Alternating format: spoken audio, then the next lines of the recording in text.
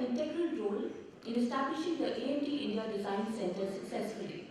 She leads the CPU core and SoC development regional efforts and drives the India leadership team to deliver best practices. Ms. Jagdish has been appointed as the chairperson of the Semicon Talent Building Committee, the primary objective of which is to set goals and targets for India as a semiconductor talent nation under the India Semiconductor Mission. We are privileged to have ma'am as part of this endeavor. The stage is all yours, Ms. Jagdish. Thank you.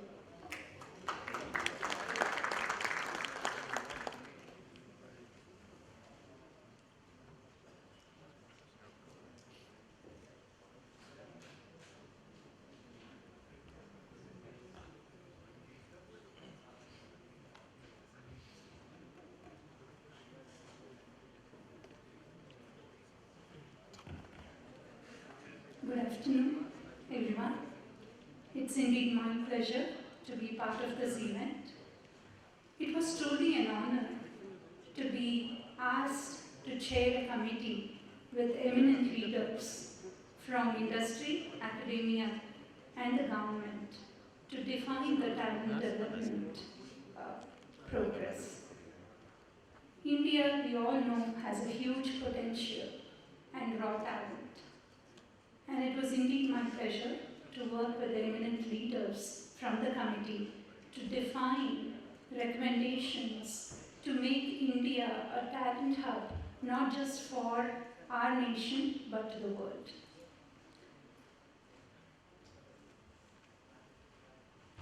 I'll be preaching to the choir if I start to explain how important semiconductors are.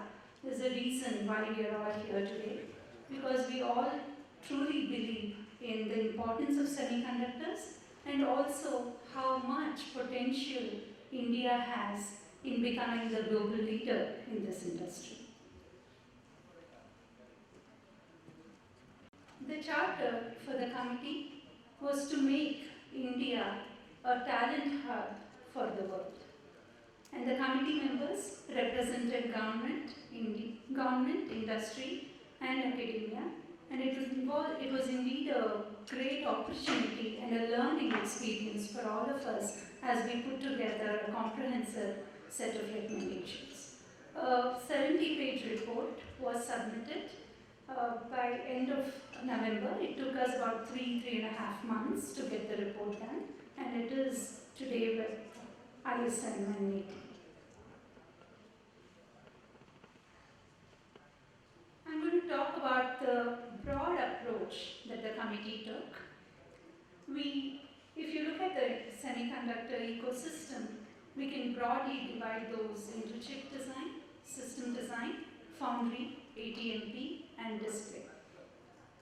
So we looked at the demand and supply to understand the gaps that we have to fill with our recommendations.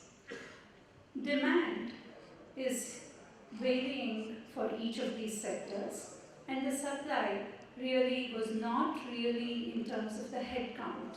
We had enough and more graduates in India. We had raw talent available.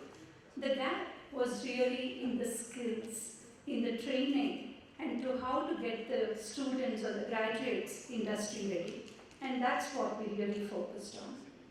And another important aspect, while we were evaluating the curriculum, not just the India curriculum, but international curriculum, one of the important things that we also found in terms of gaps was the lab exercises or the practical training.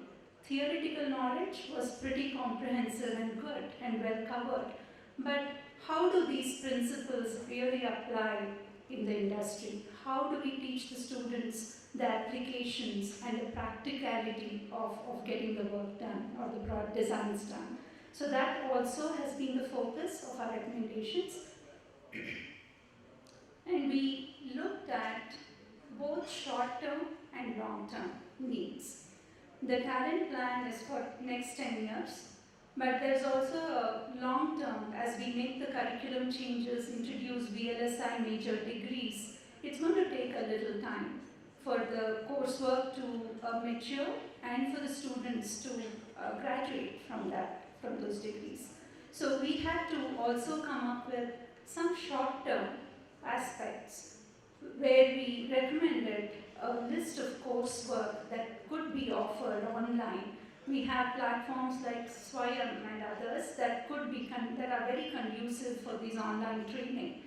So that we looked at both short term and long term in our recommendations. While these courses and curriculum changes enable the students for employability, we cannot ignore R&D. R&D is a very crucial aspect for any growing industry, and we have looked at making some holistic R&D recommendations for talent training and ecosystem sustenance and global leadership. And as I heard today, the curriculum changes are almost ready and getting to be rolled out. Really glad to know that. Another important aspect is really the practical training, where we need to make sure the students, after they earn their degrees, get an opportunity to do an internship in a corporate or an MNC or one of the major industries. That's what really gets them trained and be ready to work on the complex projects we have. The Government of India has rolled out a number of incentives and programs to strengthen the ecosystem. So we have reviewed, as a committee, we've reviewed many of those programs and integrated those into the framework of recommendations.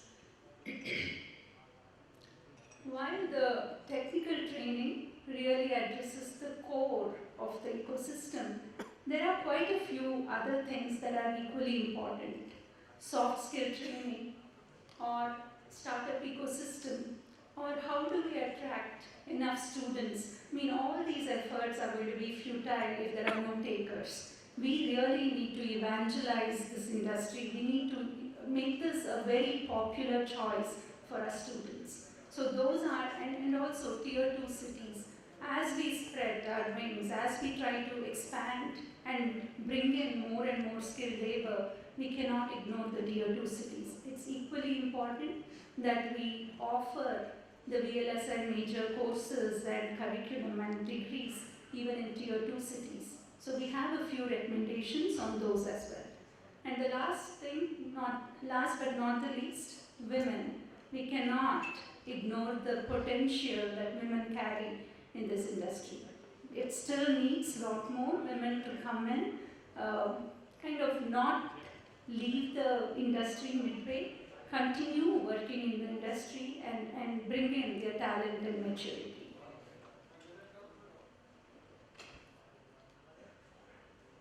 So as we talk about the demand, we looked at the various data, we got various inputs from several experts, and we looked at the potential investments that would come into India, and we drew up the roadmap for the talent demand across the various sectors. There were some where we, again, each of these sectors are in different phases of maturity. Design and system design have been in the country for 2+ decades and are very mature, whereas manufacturing, we are just getting started. So there have been various opportunities that have baked it into the demand chart, and this is what we believe will be the demand for the talent across various sectors. Now, talking about supply, we have over 500,000 graduates coming out and in the relevant fields. But what is missing is really that finishing school type of a training where this raw talent can be industry ready. So it's really not a question of headcount. We do have enough and more, but we really need to focus on making them industry ready.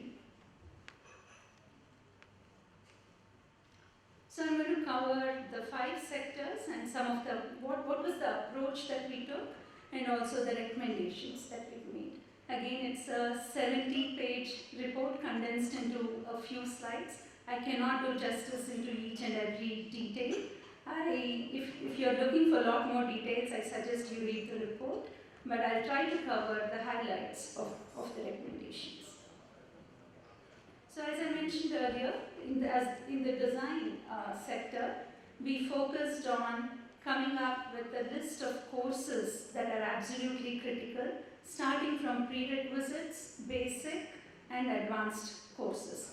We also focused on sector specific. Within the design community, we have, we have automotive, we have compute, we have mobile requirements, communications. So we have developed even the sector specific courses and software. Advanced software is a primary requirement for chip design. We cannot ignore that. So we have compiled a set of advanced software courses as well.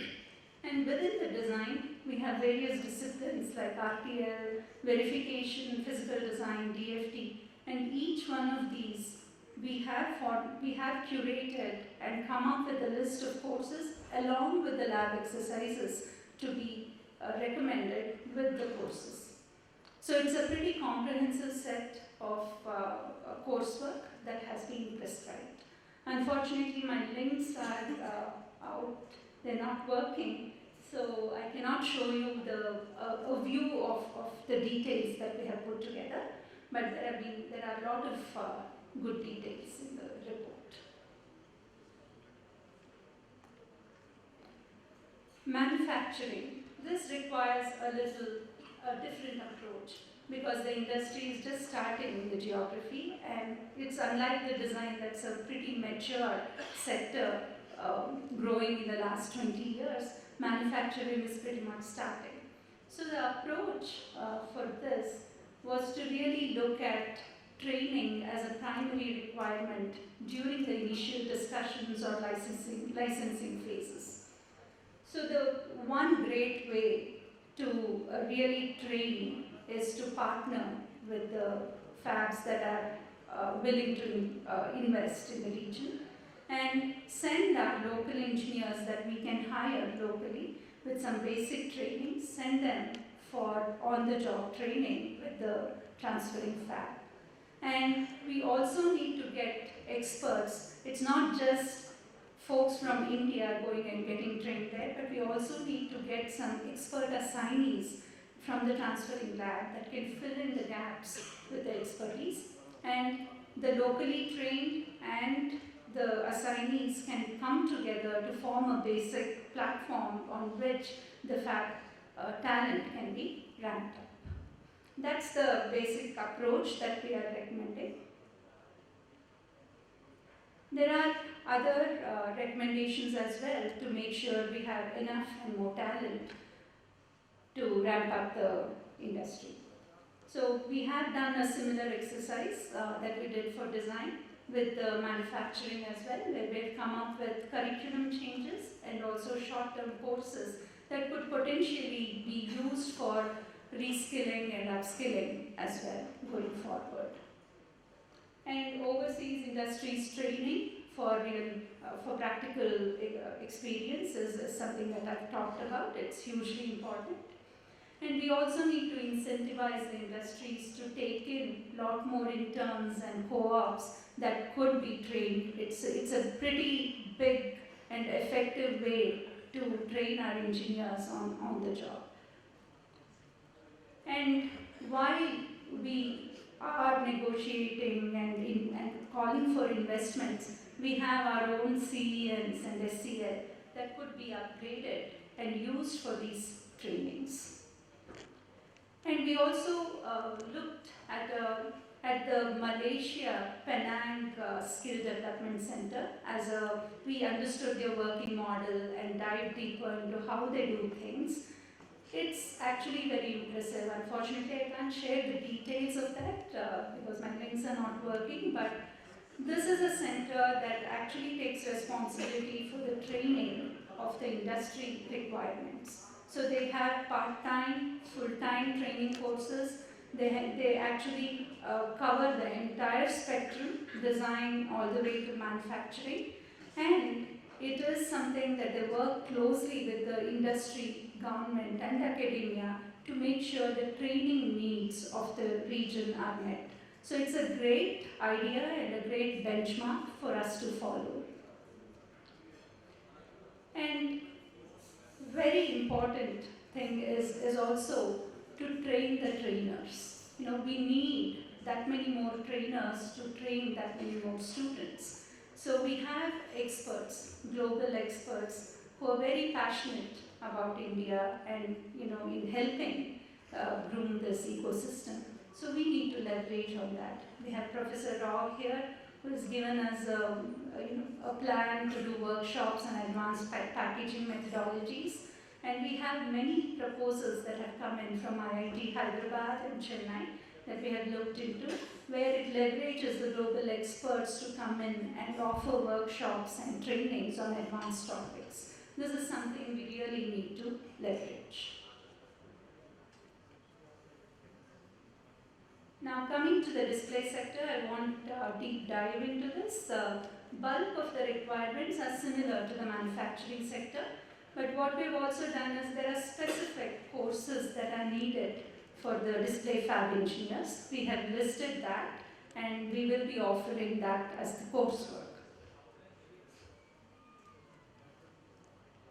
Now talking about R&D, it's the backbone for creativity and innovation for any growing industry. So we have taken a three-pronged approach in the recommendations. One is to evaluate the existing programs and look at modifications to support the growth that we need in the region. And also there is a comprehensive proposal for a semiconductor R&D center. It's a pretty lofty one and very involved with a lot of details. I believe the blueprint has been submitted for the semiconductor R&D center. And this will be modeled after IMEC or Albany Nanotech. So that's the thought process. And we have to revitalize SCL so we can continue to utilize SCL for our training and R&D needs.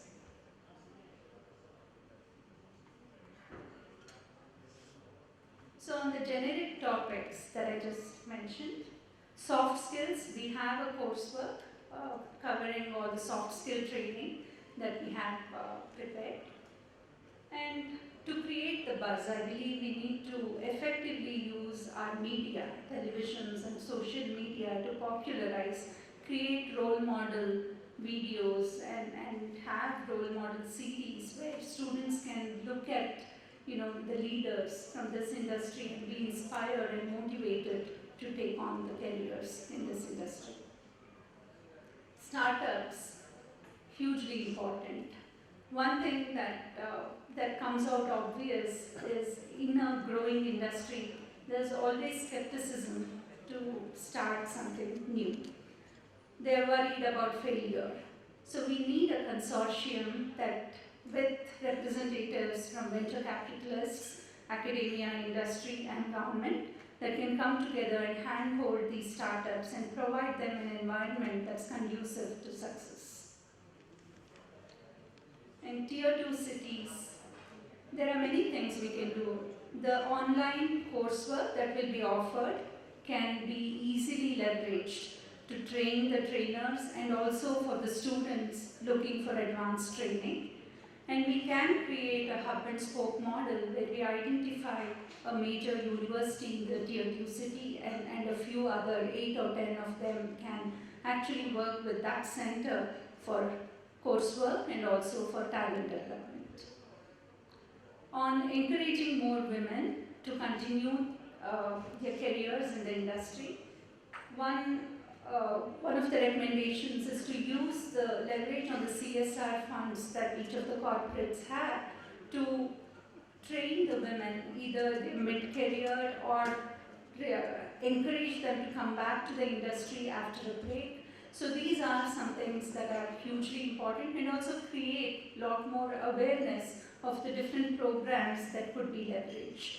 So these are some of the comprehensive set of recommendations. As I said, I can't do justice in these 20 minutes to cover a 70-page report, but I hope I've given you enough highlights as to what the report contains. That's my last slide. Thank you.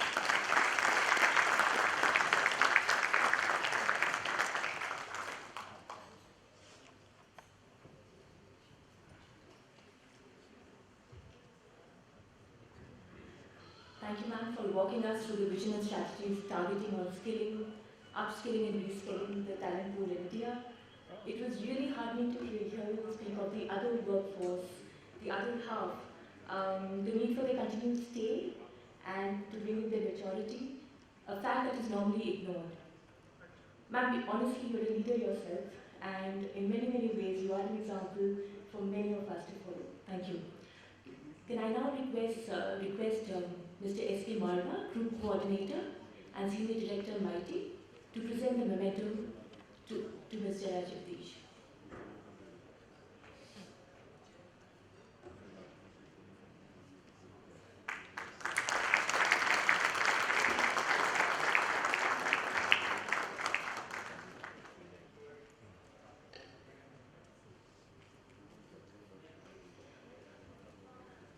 After all the extremely informative and thought-provoking sessions, we now are scheduled for a lunch break for 30 minutes.